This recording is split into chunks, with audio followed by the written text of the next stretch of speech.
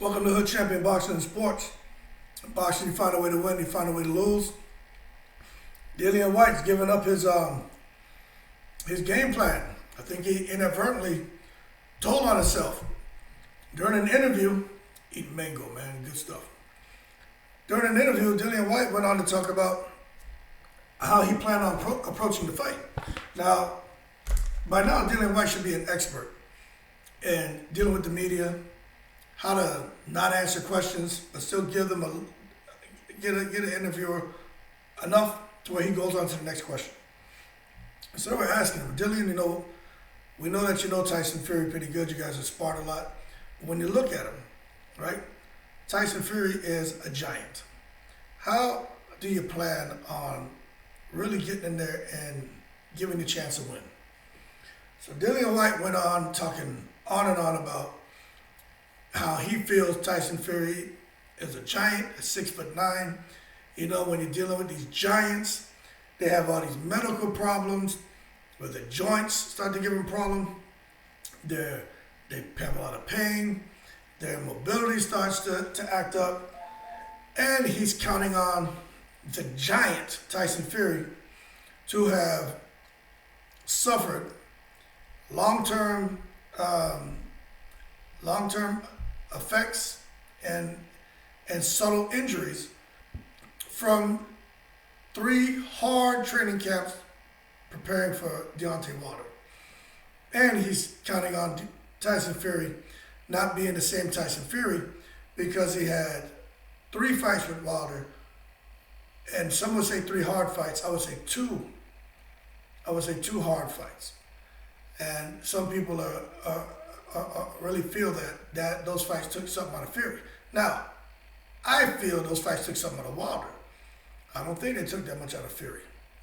I think that last fight, aside from that one big shot that sent those ripples going down Fury's body, I can't really say Fury suffered or took a lot of damage. I just can't say that. But he did get hit. And he got hurt a couple of times in that fight, but he didn't take serious damage. So I can't see there being any lingering effects from the Wilder fight. However, I will say there could potentially be some lingering effects of the training, because for the most part, Tyson Fury has been training nonstop for the last few years. Remember, there was a huge lull in between the second and third fight. The whole thing going on with Anthony Joshua. He's going to fight Joshua. He's training for that. Then Wilder comes back into play. He's still training for that. And before that, they were going into the third fight. It had to be rescheduled because Wilder and injuries. And Tyson Fury's been training for a long time. He's had time off, but that's a long time of some hard, grueling training camps, hard, grueling sparring. And he changed his style. So to come down and strip weight, that means he had another hard, grinding, grueling training camp and had some hard sparring. So to come down, there is a chance that Dillian Whyte is onto something. So he talked about that first and foremost. Then Dillian Whyte brought up something that I've been saying, but I wasn't talking about specific about what he addressed. So when they asked him how in the world does he give himself a chance to win, he talked about Tyson Fury being a giant, but he said his head moves, his arms move, his legs moves. He's able to move around the ring. He was like, and he knows that. He's like, he's a master boxer. It's stupid for me to think I'm going to go in there and outbox him. He's like, but one thing that doesn't move is his body. He was like, I just have to rip shots to his midsection, and he said, I know I can hurt him. And when he said that, I said, okay, smart. I said the same thing. You got to get close to him, get into his chest, and let shots go. But I wasn't thinking about midsection shots. But obviously, Dillian Whyte must know something. But that is Dillian Whyte's plan, is just to fight as hard as he possibly can. But it seems like they're counting on him when he gets in close to let some hard shots go and just rip Tyson's body. And they're hoping that will pay dividends. The problem is, and even White's acknowledged this, if he got to be careful coming in because of Tyson Fury in that 85-inch reach, and Whyte only has a 79-inch reach. So when you listen to Dillian Whyte talk, it's a lot of frustration, a lot of respect he's giving to Fury, but it sounds like their game plan is to get in there. And he said, you know what, I'm a nice guy. I give out what people give to me. He's like, and they were asking him about him being too nice and being so amicable and everything. And Dillian Whyte went on to say, he was like, once that bell rings, it's like a switch goes off. He's like, I'm gonna hit him in his knees and his elbows and his arms and his thighs and his back, his belly. He's like, as long as I'm hitting him, I don't care. He's like, it's a fight. I'm gonna fight to win. And I think whatever bit of rapport they have established over the years, or whatever union they have as friends, I think once the first really hard shot lands, everything's gonna go out the window. Because Dillian Whyte is naturally a fighter, is naturally aggressive. And Tyson Fury is naturally a fighter, naturally someone who, in particular with Deontay Wilder, there was some serious frustration there, some serious resentment, and it showed. And if he comes out here with Dillian Whyte, I think once somebody lands a hard shot, especially if Tyson Fury gets hit, there's going to be a whole lot of anger, resentment, and annihilation that's going to take place. It's going to show up in the fight. But the big thing to me is they both have to keep a level head, and that's the story between these two as of right now. Dillian Whyte has talked on and on about him coming here, him doing a job. He finally feels happy as far as the things that they wanted. They weren't going to get this man tickets for his mom to come to the fight. So Dillian Whyte's really frustrated, and that's why he's seizing this opportunity to talk to the media. Not just about him and Fury fighting, but about why he didn't do certain things. He's like, and to me, and Dillian Whyte said there's two sides to every story. And I'll be honest, I believe what Dillian Whyte's saying. I do. I believe what he's saying. Just like I believe Mike Tyson when he said that fool hit him with a water bottle on that flight. He's just not going to lie. Tyson doesn't care. He's not going to lie. Dillian Whyte, he doesn't care. He's not going to lie. I'd be frustrated too if you're not going to give me tickets. So now I got this worry on my mind of whether my family can come and watch me fight. So he's taking this opportunity to talk about those things. And he's so frustrated. And that's why you can tell he's not 100%, he's not there. He's still angry. Because he even went and confronted Mauricio Suleiman. Like, this is when I did the video talking about they don't want Dillian Whyte to be the face of the WBC heavyweight, as a heavyweight champion. They don't want that. But I understand he's a guy who feels like if he has something to say, he's going to say it.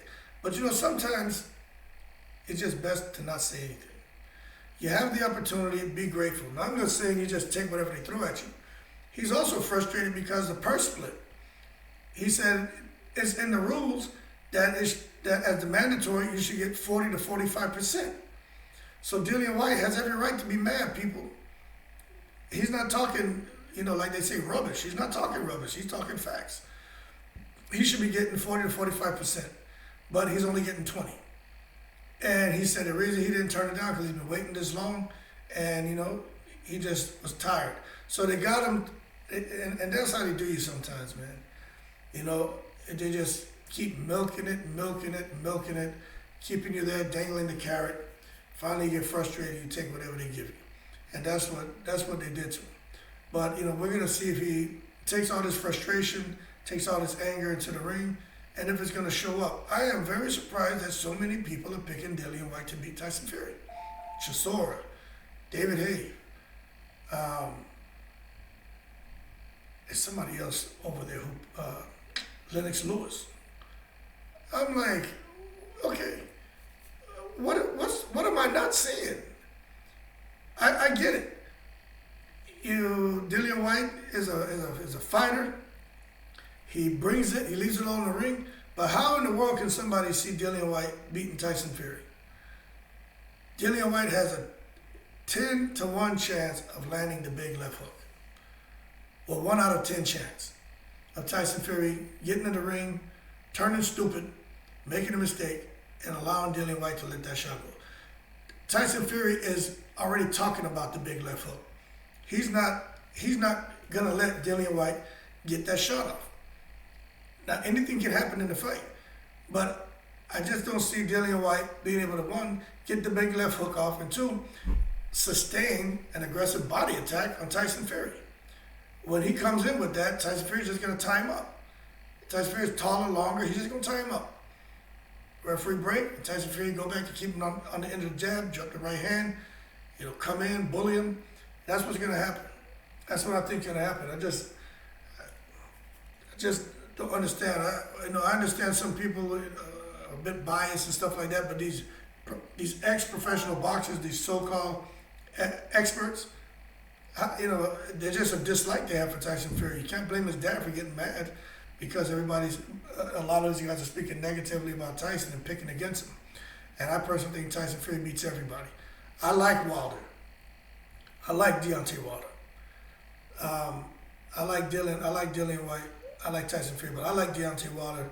I just like, him, the kids, his passion, and always to my family and how he seems to respond to people. I like that. I like Tyson Fury too. Dillian Whyte, I like him, but if I had anyone here that I would want to see win, and that would be Deontay Wilder to unify all the belts. Outside of him, I would go with Tyson Fury second. And then after that, it doesn't even matter to me. I don't care. AJ, I don't know about that guy. I like Usyk too. Usyk, especially after what he's gone through recently. But as far as what's going on right now, let's say Dillian Whyte can sustain the body attack and hurt Tyson Fury, get him to drop the hands and knock him out. Boom, with the big left hook. What's next for Dillian Whyte? He will definitely fight Usyk or AJ. Like, he's not talking retirement. Tyson Fury, he may be retiring because his wife doesn't want to fight anymore. But Dillian Whyte is the guy who I think, if you're a true boxing fan, you should want him to win this fight because we know he's going to go on to fight AJ again or fight Usyk for an undisputed. Tyson Fury's just going to win, give up the belt and retire, then they have two people fighting for it. Whoever's probably number 1 and 2. But anyway, that's my 2 cents. That's Dillian Whyte's plan, is to try to sustain a body attack. And who since Tyson Fury's been a pro, has been able to sustain a body attack on him? That's like David Haye against Nikolai Kovalev or Valuev. You just can't come in there and decide you're going to launch a body attack on that guy. And that's like Dillian Whyte and him. I don't see how they sat back and said that the best strategy and a solid game plan is to come out here and look for a body attack against Tyson Fury. I'm just not getting it. But for those of you out there who thinks it makes sense, leave a comment below and let me know how you arrived at that conclusion. Because I don't claim to know it all. But I do know if I'm fighting someone who's really tall and rangy, yeah, you got a big target. I get it. You want to try to attack the body. But, you're putting yourself at risk for them coming over the top. You got someone punching down at you.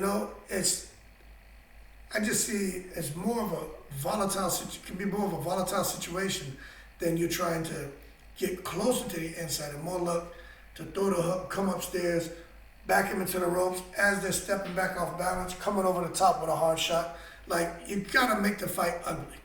You're not gonna win in a pretty fight against Tyson Fury. You're definitely not gonna win trying to get in close and just let body shots go. You're gonna have to shove him, rough him up. You're gonna have to make the referee work. That's the only way Dillian Whyte has a chance. If the referee is out the picture and not involved, Dillian Whyte loses. It loses quite easily, and I think within 6 rounds the fight ends.